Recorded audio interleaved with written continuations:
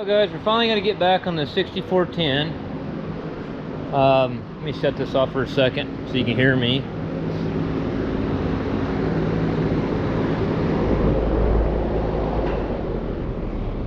So that'd be the last big project, really. I mean, that really has to get done right now before I can start heading down to these service calls and get some of these outside outlying areas done. But I'm kind of on hold on this. I'm waiting on a valve cover gasket. It's not thick enough. There's a lip on the valve cover, and the valve cover gasket's thinner than the lip is on that valve cover. The valve cover, what it's doing, that lip's bottoming out on the head before it ever squishes the gasket down, so it keeps leaking. So I called Webfoot International over in Medford, and they wanted $137 for a valve cover gasket. And I said, you guys are out of your mind. So hopefully, I got one coming from Napa. Hopefully it's the right one. But I fixed a bunch of air leaks. I got all the air tanks, got the brakes to release, got it, got it to move. I actually drove it back and forth. Waiting for an exhaust clamp. My wife forgot to pick it up the other day at Kenworth. Other than that, he needs a starter in it. I got the tack working, I think. Yeah.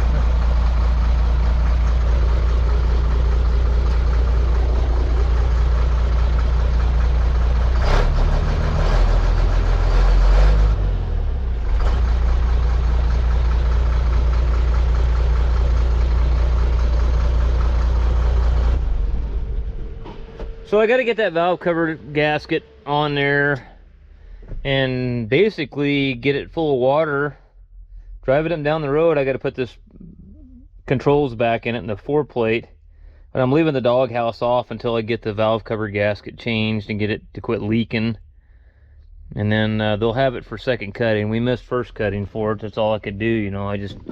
We just ran into one problem after another with this thing, but she'll be ready to go for second cutting. But anyway, 6410. That's what this video is about. So this is the one that we tore apart quite a while ago, and we waited for weeks and weeks for gears and shafts and things to show up because they really, really destroyed this one. This is the one on the range transmission where what happened is, as you can see, the end of this shaft, there's no groove for a snap ring anymore because they sheared it off because they downshifted it too hard. And I'm trying to find the new shaft. Hang on a minute. Okay, hold on. As they say, safety fifth.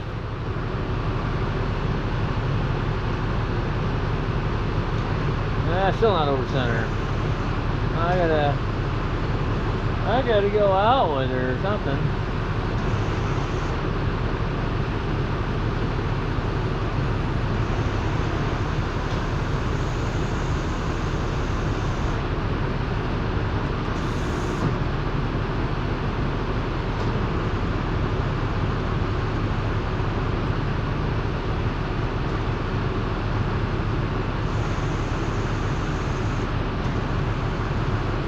Why are you not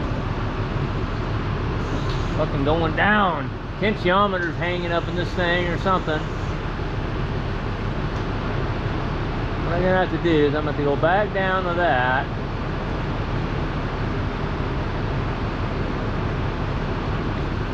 Go out with the boom.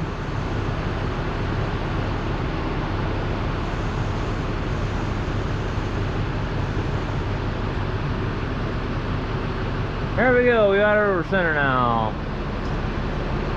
I'm gonna go down with her nice and easy like.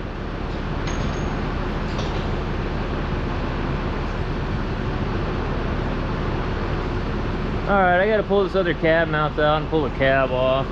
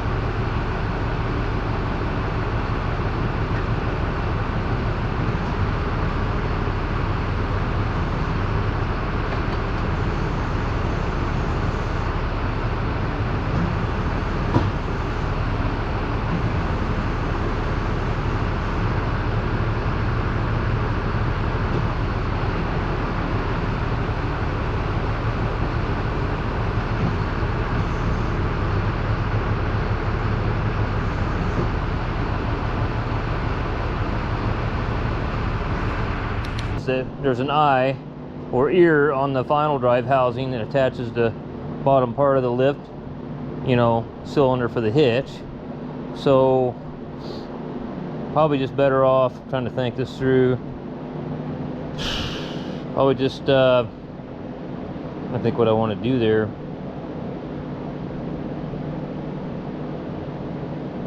probably just pull the pin out. They got a slide hammer hole there you can pop it out of there with. Yeah, they're a pain in the ass. You know, these guys were on my butt about this tractor, and I don't think they really understand. They don't really, you know, that's the problem with a lot of these outfits. They don't have a clue what it takes to do any of this stuff. You know, they don't realize the work that's entailed in doing this. Have no clue, you know. Anyways, it takes time, man. And if you know, I had a whole shop full of these kind of jobs, so it just takes time to get to them all. So the fuel tank's got to come off. Fuel tank's gonna have to come off because we got to get to the bolts back in here. So yeah, that's not that big a deal with all this shit out of the way. We'll loosen the straps up with the bolts there, and we'll wrap a couple straps here. Well, I'm trying to remember how I did that last time. I think I stuck a jack under it, and then I got it down just far enough to where I could get a couple straps in between the frame rail and there with the crane, and then I let the jack off and let it down with the crane. But anyway, I'm gonna keep rolling. Before I go home tonight, I want to get both finals off and get the rear end and the shaft out, and that way I'm gonna come back early in the morning. It'll be Sunday. I can work on it all day long, and nobody should be calling me for a service call, so I might get something done.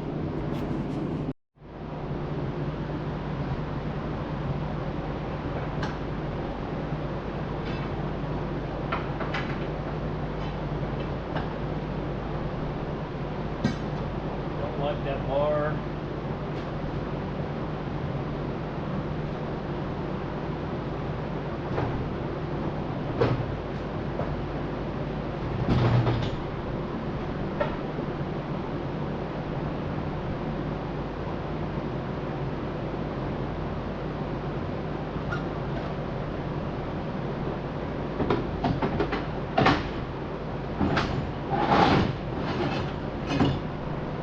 This bar a lot better. All the bolts out or what?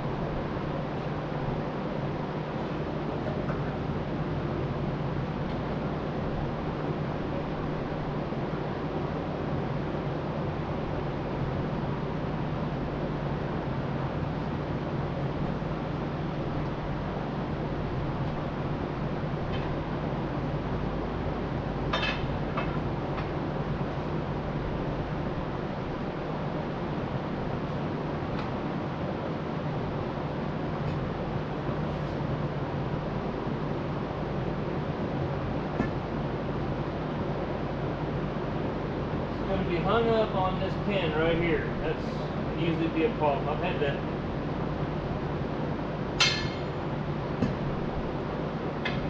This pin for the cylinder goes through here, and then it gets rusted into here is what happens.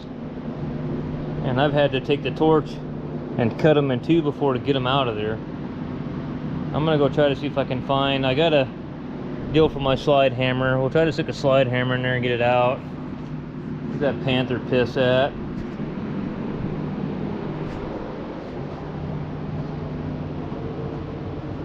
That's what's holding me up, is that cylinder pin. I don't know, you know, you try heating it too.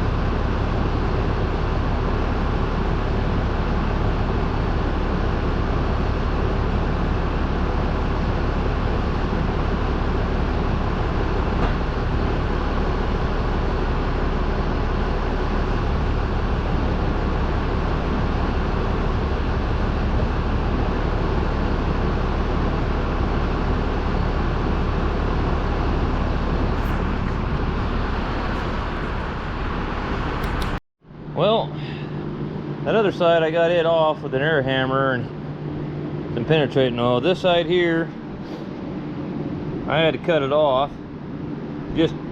I tried everything. Tried heating here, tried quenching it, tried heating there, tried quenching it. I mean, I tried slide hammering on the end of the pin until I broke 2 or 3 bolts that I had made and welded to where I could get in that. And finally I just took the torch and cut it off, and probably gonna have to cut it out of here and then weld something onto here and heat this and pull this out. It's gonna be a pain in the ass, but it just ain't the first time that's happened on one of these for me. Now we gotta pull this ring gear assembly out of here. Or not the ring gear, the side bearing.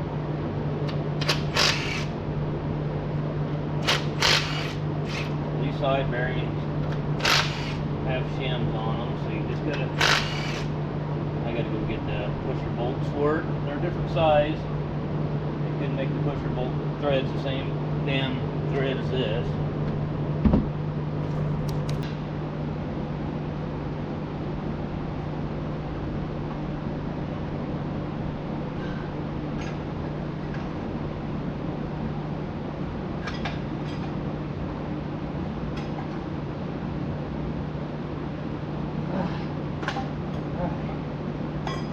I got it. Should have took that out right out of the gate. Now, put the nut back on the stud here that mounts, so I don't mangle the threads on that stud trying to get the ring gear rolled out of here.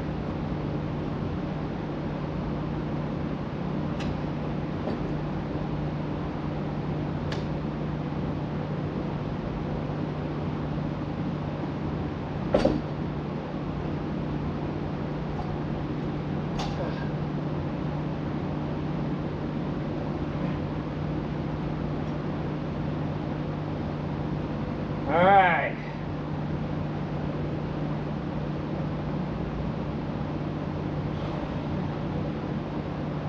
Pinion shaft.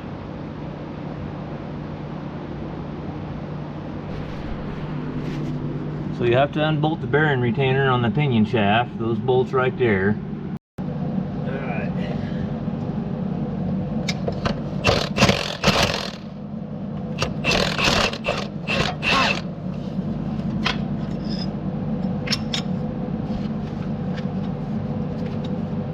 Notice that you never can get a damn light to stay where you want it to.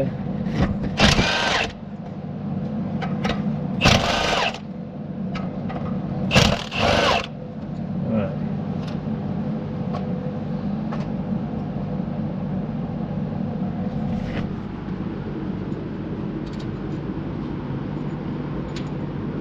This is a good time to completely clean this housing out and get any metal out of it, any debris out of it. This is a good time to do it. And this tractor will last for years to come. This tractor would have ran for the powertrain if somebody would have had their head out of their ass and not drove it the way they did. Would have lasted a lot longer.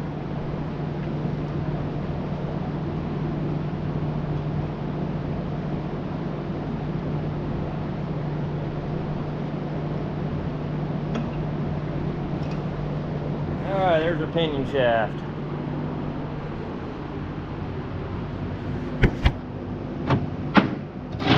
Yes, you will see a 45 ACP pistol sitting on the bumper of my service truck. So it's just a pistol. Everybody calm down. I was talking about guns to another customer and we were playing show and tell. 1339.131.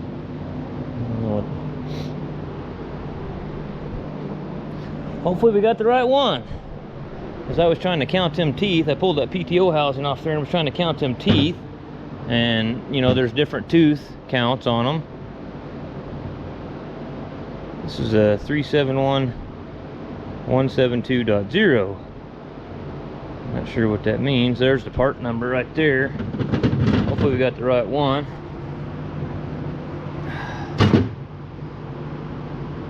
L159186.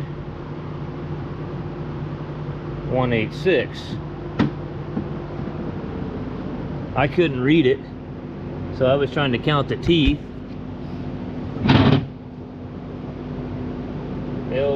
L102.702. It's not looking. I know there was an updated shaft for it. It superseded and all that stuff. Let's count them here.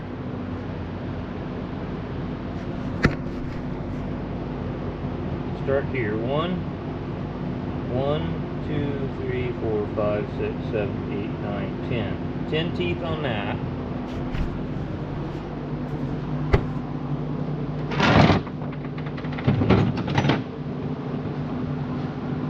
One, 2, 3, 4, 5, 6, 7, 8, 9, 10. 10 teeth on that one. How are we doing like?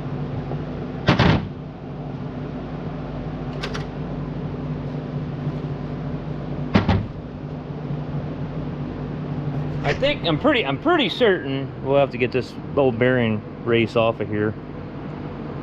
But pretty certain this is the updated part number for it. Let me look in the parts deal. Alright, so you got 3 different ratios basically. Bevel drive gears, what they're calling that. So the first one's gonna be 9, there's going to be 9 teeth on the pinion and 53 teeth on the ring gear. The second part number is going to be 10 on the pinion, 47 on the ring gear.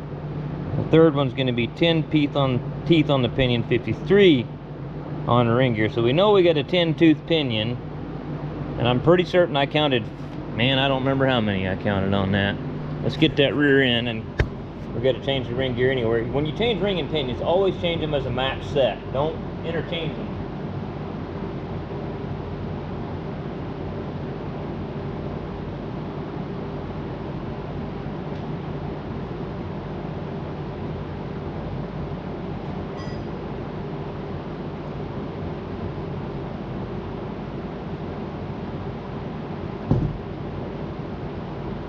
Alright, so we'll count these together.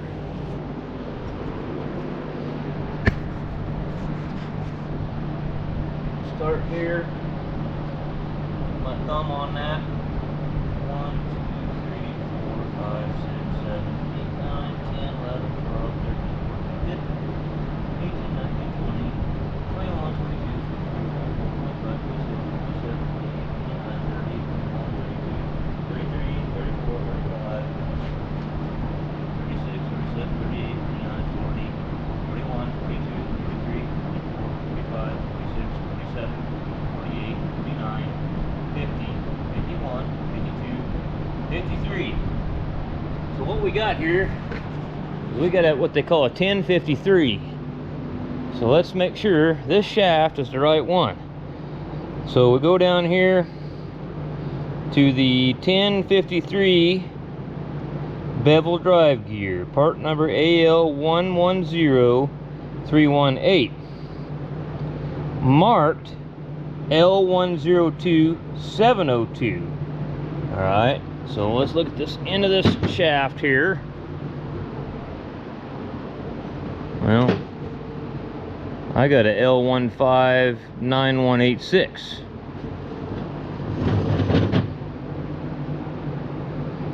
I think I got the, it ain't looking good.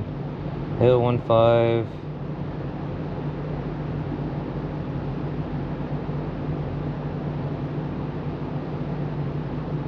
What the hell's going on here?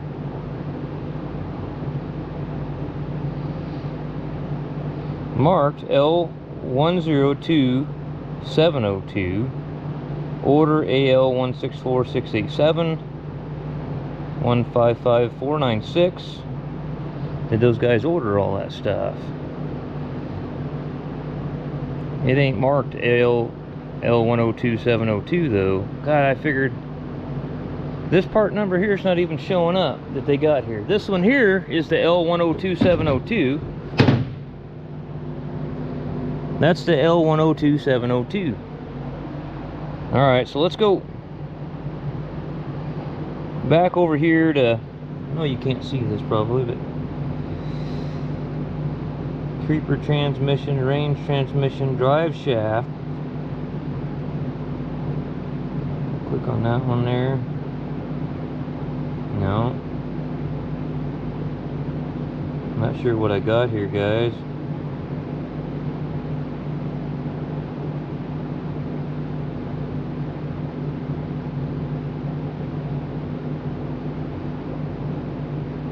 Drive shaft. It's this one here.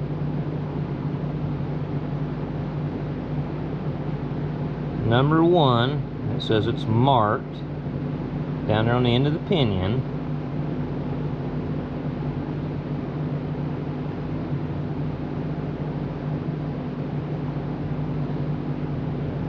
It's a 102702 is what it is. So if I click on this, what does that give me? Bevel gear, Bevel gear drive.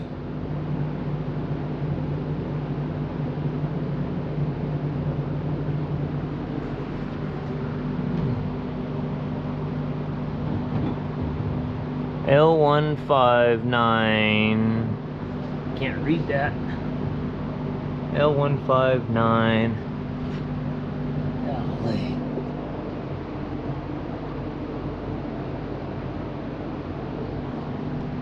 L159186.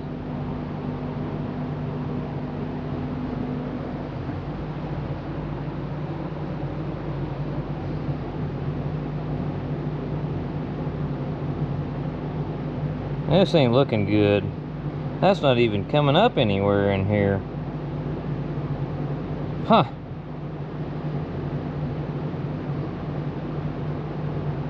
Let's L159186.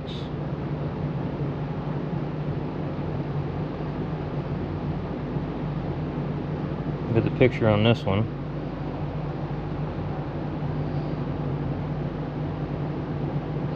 Alright, so that's a bevel drive gear. Okay. Let's look at the parts breakdown. What tractor are they saying it's for? But they're saying for 6110, 6210, 6310, and 6410 North American edition. Why is that not on that other page? We know we got a 1053. So marked L159186. Sub for AL152288. Part number AL164687. Okay. I got to figure this out, guys. I don't know what's going on here. Alright, so I figured it out. This is the updated shaft number, okay? So it tells you here on the one that's marked 102702 to order AL164687. Okay, so if you come over here and type in this number, this L159186, it comes up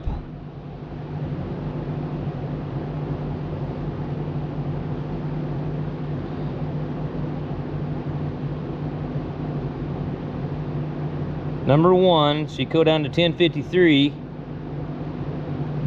AL164687. Okay, so I got to make sure we ordered all this other. I've had so many things going on, hell, I don't know. So if you order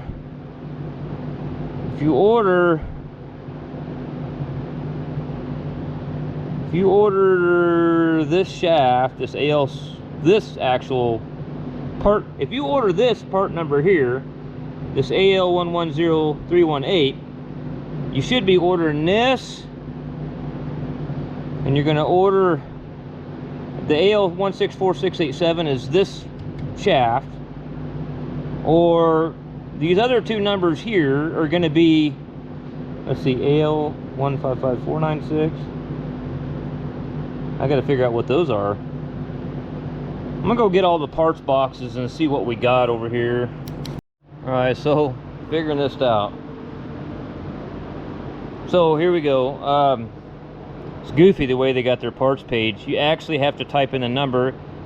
It's not subbing to anything really here. It's telling you order all this other stuff, which we have. So this is the original shaft number, 102702, and it tells you to order this 164687, which is this shaft number.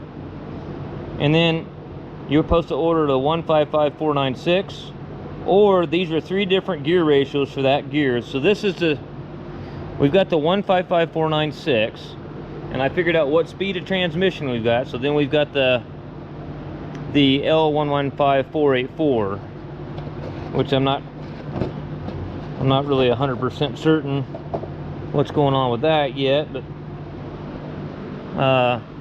here's the original gear.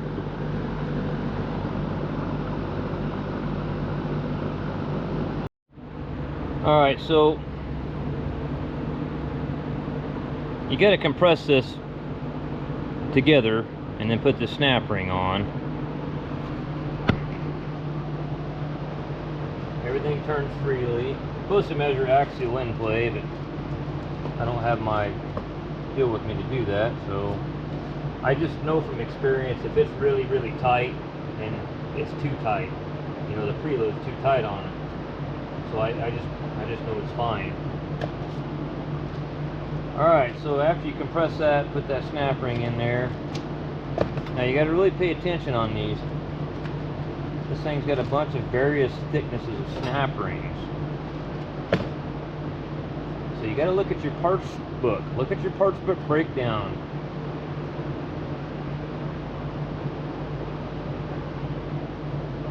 So we want you to put this one on.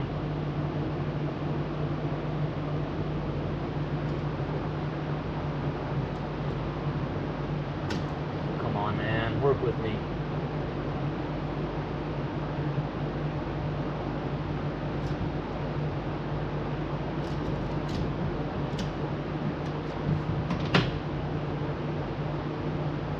Far. Where's my screwdriver at?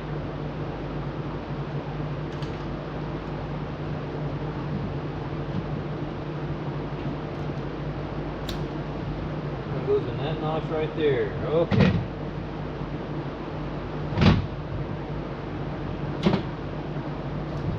And this bumper on this truck, it's been this way since I bought it. Somebody, I don't know how you. Blows my mind how people tear shit up. I mean, they dented it all in. How do you do that? Anyway, okay, so install snap ring A is where we're at. Install forward gear B onto the drive shaft. And I have a new gear for that, being that was one of the ones they damaged. It ran up against the park pole, slamming it in park while it was moving.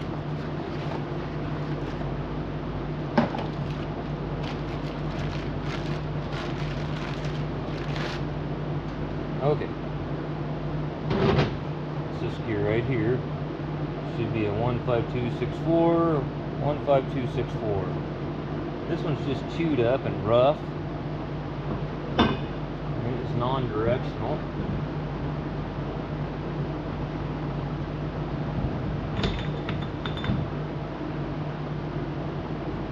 Okay. Now, install snap ring A. Okay, so I got to get in the parts deal here and go. What I do is,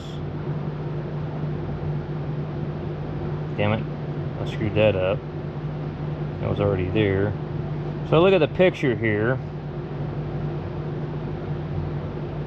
Right here's where I'm at.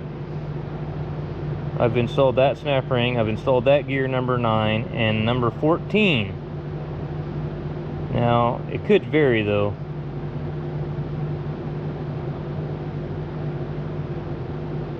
Snap ring L76923 is what they're saying.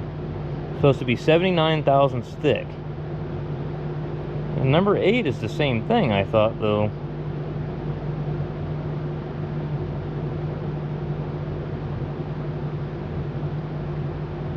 L76923. Number 8. That's the same part number as 14?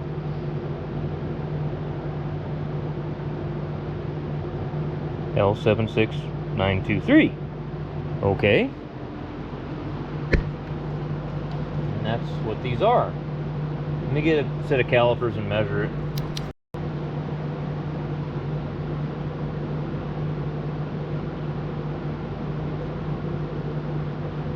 Zero out.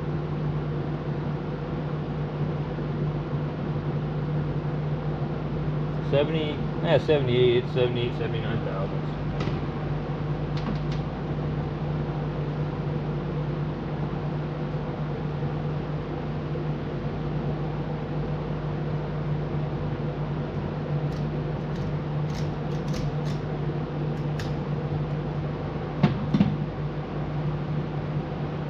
You get a little bit of in play there.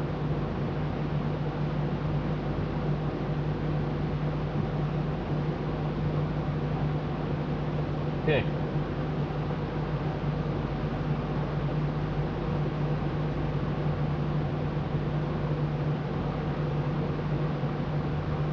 Now,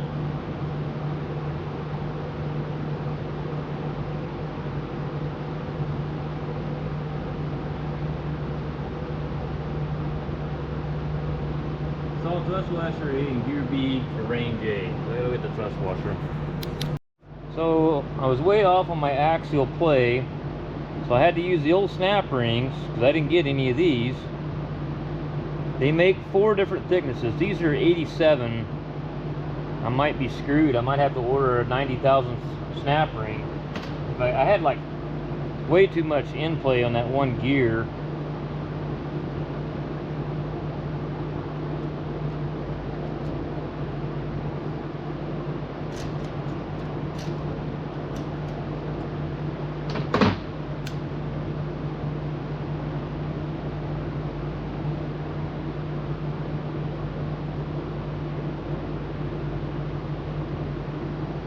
Okay, now thrust washer, I had the thickest one that you could put on there, 159 thousandths. I don't know what the hell I did with it. It's been laying here. And it seems to be missing now. Absolutely wonderful.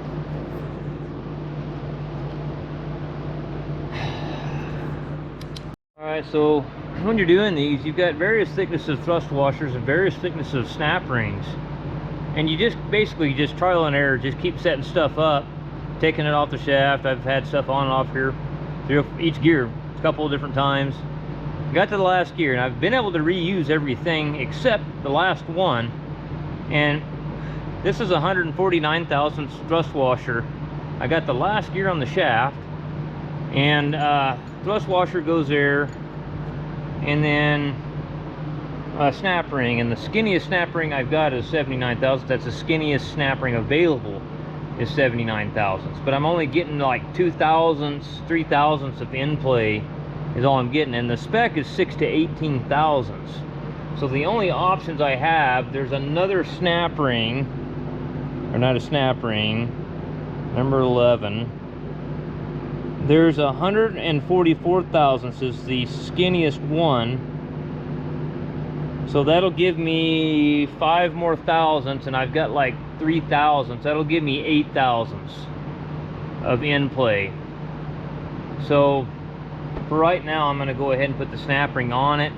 I can pull that gear off the shaft with it in there, and then I can get the pinion back in it, and I can get the ring gear in it, and get the finals back on it. I can do a lot of stuff, and then I'll have to order this tomorrow, this 144 thousandths shim.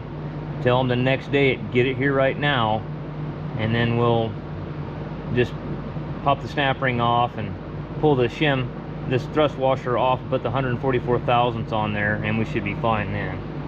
Yeah, it's just too tight, and we gotta do it right. So anyway, that's what the plan is.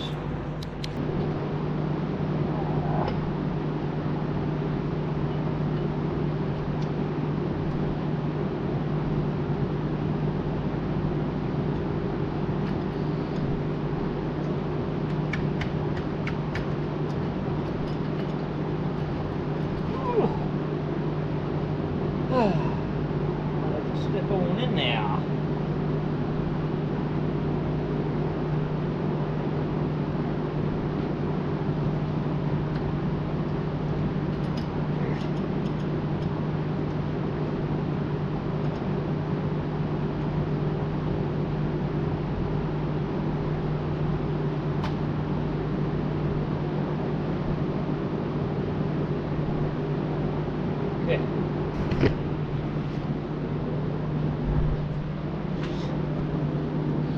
do at the light.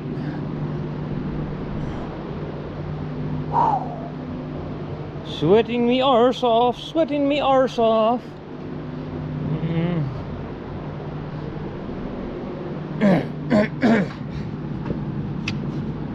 Sweating me arse off.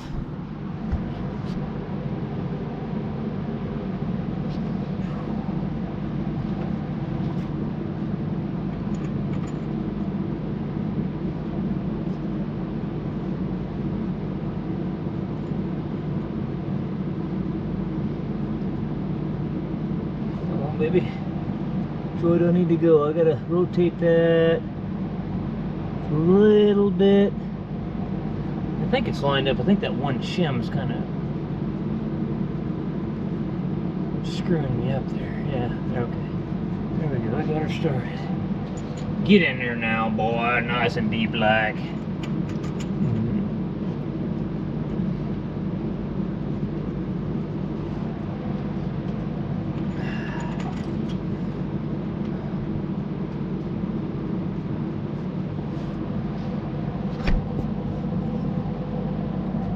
This doesn't feel like it's popping into the end of the shaft like it's supposed to.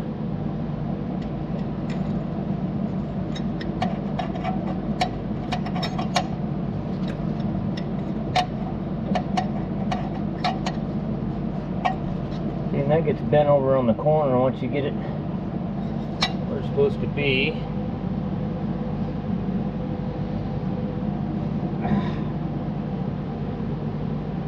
I gotta look up the torque for this, but let's get her sucked up first.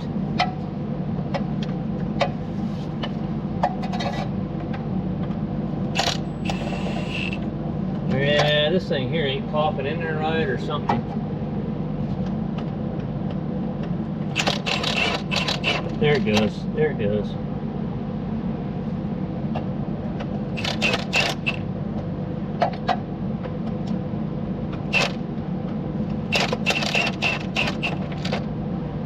Something's just not looking right about this right here.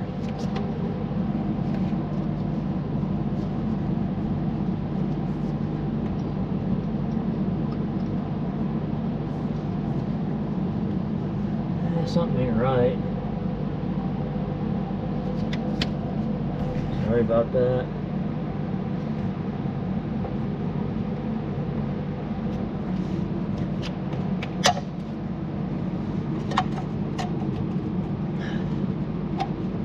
Yeah, it's not lined up.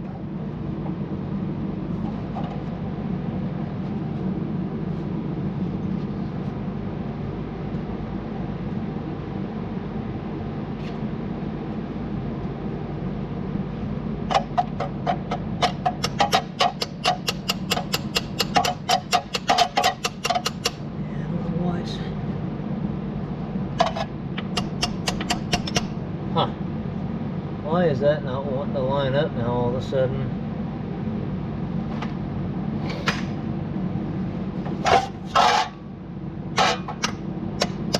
There it goes. Okay. Alright. That's got to be in there right or we'll get lube.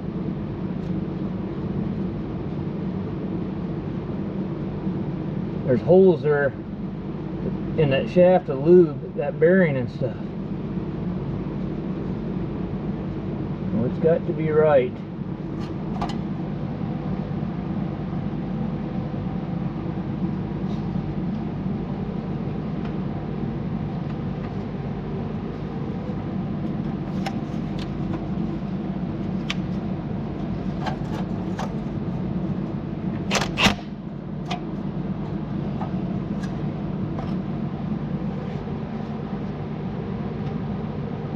Alright, so I gotta look up the torque for that. Get that torque down. Let's make sure it turns freely.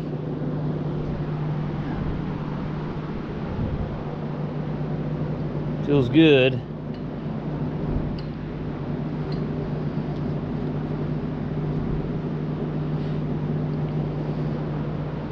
Alright guys, well I'm gonna torque those down. I'm gonna pull this plate out of here. I'm gonna clean this housing and pull that suction screen out of there. Clean this housing out really good.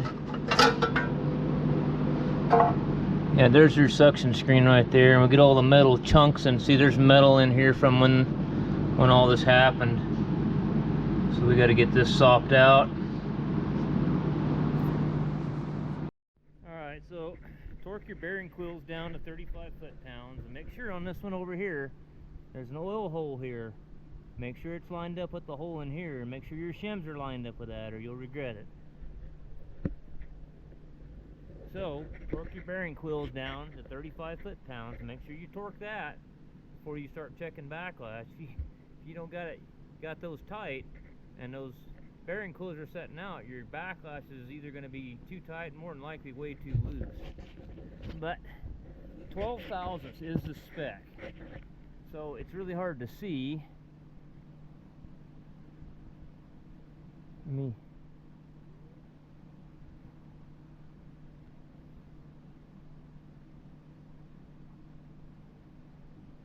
And I'm like right there at 12 thousandths. I know it's hard to see that, but I'm pretty much on 12 thousandths right there. And what you got to do also is check it in various spots. So I've checked it in about 4 spots, and we're good to go.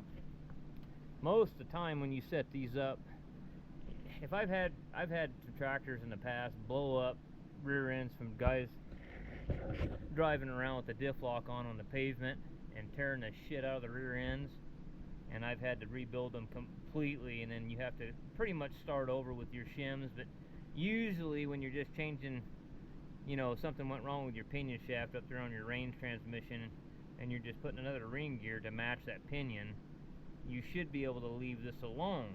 You know, hopefully they didn't change the thickness of this ring gear to where it'll throw. Most of the time this is pretty well dead on. But anyway, okay, so now I can put this back up in here where it goes like that. There's a hole there that stays in, and I can put that suction tube back up in there, or drain tube back up in there, and then I could actually put the PTO back in it. Peel this gasket off, put the new gasket on, put the PTO back in it.